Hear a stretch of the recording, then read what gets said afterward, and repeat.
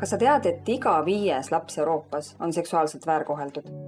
Tõde võib olla peidetud ja esialgu silmale nähtamatu.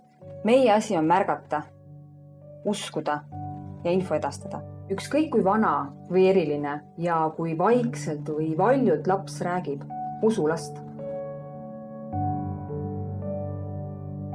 Minu nimi on Reimo ja ma olen politseinik. Selleks, et mina saaksin uurida laste suhtes toime pandud seksuaalkuritegusid, on väga tähtis, et sina, täiskasvanu, usuksid last. Usu last. Usu last. Usu last. Usu last. Usu last. Usu last. Usu last. Usu last. Usu last.